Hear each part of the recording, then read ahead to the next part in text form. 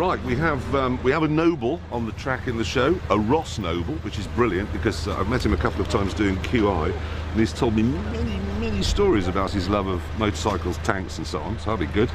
Aston Martin Virage. James May is testing that on the track, so we've had to speed that up in the edit. It will go on to 186 miles an hour. And then we have a film across Europe. The three of us driving through some of the best driving roads in fantastic hot hatchbacks on a lovely sunny day in northern Italy.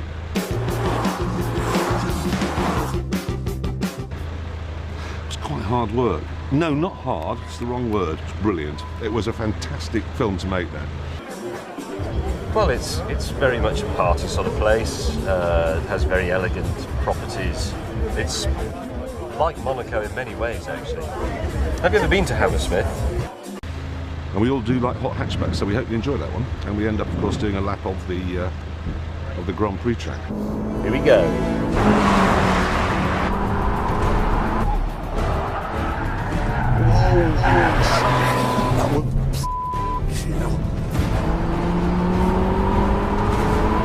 Okay, now we're coming down to the chicane, I think.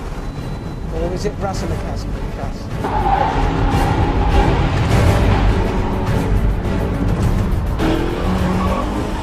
Brought them up. It's simply terrifying. Look, fine, dead. Just phenomenal. So enjoy. This is the car. Well, let's just get this straight. Richard's come down today in a Porsche 911. James has come down in a Ferrari. I've come down in this Volkswagen Jetta. No ordinary Jetta. It's the 2-litre turbo diesel. And it is the first car I've ever driven that has not a single feature. Nothing. I have to review this for the Sunday Times, and I cannot think of one word to say about it, other than the fact I think it was made in Mexico. Coming up in this week's show, we have our answer to the problems facing public transport. Ah! It's a railway! Says we're doing 80 miles an hour. We have a Jaguar. The mad car! We have a Nissan. It's mind-boggling. And what else have we got? Oh yeah, Rowan Atkinson. What a top chap. Thank you. That's all there is. Hello, Internet. Hello. It's the Internet. Yeah. This is Andy Willman. He's the producer. I'm Jeremy Clarkson. I'm one of the presenters, hosts, as you call them in Minnesota. Got one a stick. And we have an amazing show lined up for you this week. We have some car content in it, and then quite a lot of no car content at all to annoy people on Final Gear. More than last week. I think it's fewer cars this week. Really? Yeah. Let's have a think. Well, okay, Train, so we Jag. start off with the Jensen Interceptor. Well, that which is, starts well yeah. if you live in Minnesota. Yeah. It is. We do a proper, sensible, old-fashioned road test of the Jensen Interceptor. For about... And then 4 minutes, and then it goes a bit silly. And then we have well, it's here. Swing round. Now that makes up for it, I think, for all the arsing about that will ensue. You'll discover what that is in the show. I drive that. My neck is hurting still. We'll be hoping to see how fast that goes around the track, but it's July, it's Britain, so if it rains, that'll get abandoned, unfortunately. And then for the rest of the show, in it. yeah, Jeanna Lacey. Jeanna Lacey was here. Jeanna Lacey was here, and then the rest of the show, if you're a car enthusiast, you know. I'd stop there, actually. And the other problem we've got this week, which is the biggest one of them all, is that this time we're told we've got to be 59 for reasons I don't understand. But anyway, well, James. But the interview should be quite short with the guest, because once we've edited out the swear words from him, I think we'll have a hello, your lap. How are you today? I'm not telling you, it's a secret. He swears a lot, and he isn't Gordon Ramsay. Yeah. Your chair's broken. What? Well, hang on, how That is is it doing that? That is the producer's chair. He likes to sit there. And that's my radar dish, so I can beam all around the world to see what's going on. I can sit there. That is his office. It's caged, barbed wire. A couple of cones to stop riffraff getting in. Everything I need. So it's a good show, and It is actually. you look, James, can you see the distances? James spends most of his morning, when we're supposed to be planning the show, hanging around in that garage with Nigel, who he loves. There's Nigel. I think he just said put his glasses on. Yeah, Nigel. Nigel James can do goes, that. oh yes, I will do the show in a minute. First of all, I just want to go and have a look at a quarry shaft in Nigel's We're going garage. to help Nigel. I'm going to go and help Nigel get dirty fingernails by looking at this old Triumph. Very lovely. Oh, Nigel, that coil's not working properly. I'll help you. Oh, thank you. James, we've got the show to do. Yes. Wait, no, he's coming back now. We're just going to get some tools to help Nigel. He will. When Top Gear's all over, that's where you'll find James. Yeah. Helping Nigel, drinking tea, looking at old sepia-coloured photos. Yes. Oh, do you remember the Triumph 2500 PA? Oh, yes, that was. Oh, you only have to watch him on television. You have to work with him. So enjoy. Enjoy the This show. one.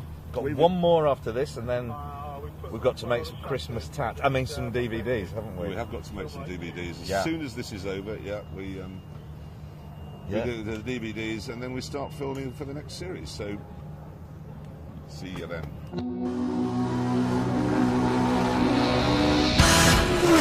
Oh, I don't like this. No. Hell, fire!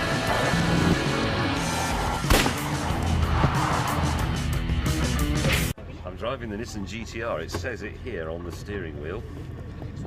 Like some other buttons, I'm going off to test the launch control to see if it's as dramatic and as remarkable as Jeremy says. It's literally the most amazing car in the world. Dennis! Right, off you go. Goodbye. Door mirror's going to hit your camera.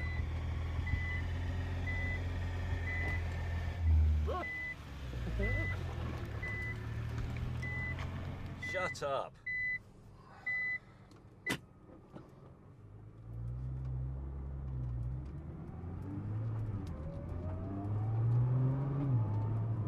Right, what I'm going to do is drive down to the main straight of our runway. I'm simply going to do a test of acceleration off the line. This has a remarkable launch control system. It has to be remarkable because this is a four-wheel drive car. That's difficult to get off the line. It's also turbocharged. That gives problems as well. The computer in this does all the work for you. It gets everything right. Throttle, the actuation of the automatic clutch, blah, blah, blah. It all translates, apparently, to your head smacking the headrest like that as you go off. So let's see.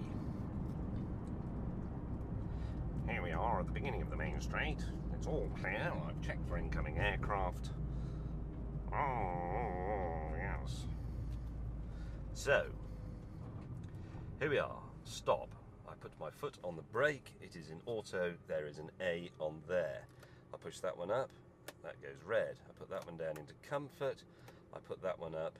That goes red. Everything is set. I plant my foot on there and then I go... Bloody hell. That is spectacular. I'm going to do that again. Hang on. That's tremendous. I've never gone off the line that well in a car. Not a car with launch control or anything. That's just terrific. Just make sure it wasn't a fluke. So you put your left foot on the brake, plant the throttle, and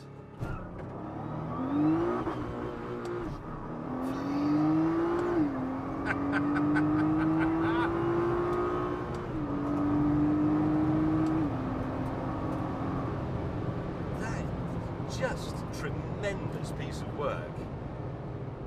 I mean, whoever did all the calculations for that, bear in mind they've got to take into account in an instant what the road surface is like. That is years worth of arithmetic, all being done like that. That's what computers are for. It's bloody brilliant. I'm going to do it again going the other way to see if it works just as well in a westerly direction. I'm sure it does. this time I've got to remember to change up myself into second. It all happens very quickly.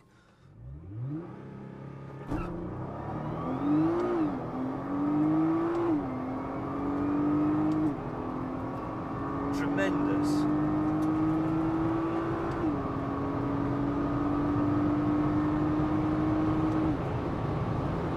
That's 150. That is absolutely spectacular. Do you know, I think I should have one of these. Actually, do you know what? I think Jeremy should have one of these. It's right up his street.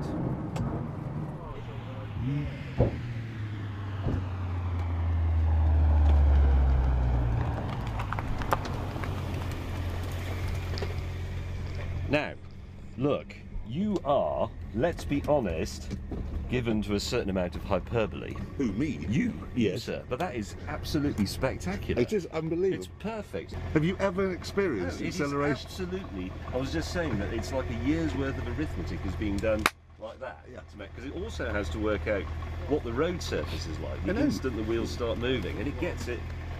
The only thing you have to do is you're so alarmed you forget to get the next gear, Exactly, 'cause you're you always need on the rev limiter. Yeah, it's like a second later. No, but I did explain it is like standing on the trigger for a bomb. It's There is no car that accelerates from over the 30 yards like this one does. Nothing absolutely does. not. And a bike wouldn't, because you wouldn't be able to keep it on the ground. No, It would just nothing do a does. I once somersault. went on a drag snowmobile in Scotland. No, in not Scotland, in Sweden, which I've always thought was the fastest accelerating thing known to man. But this is quicker. This is beyond belief quick. Do you know what's the other weird thing? You like it? I do. I like it I as well. want it. I want it.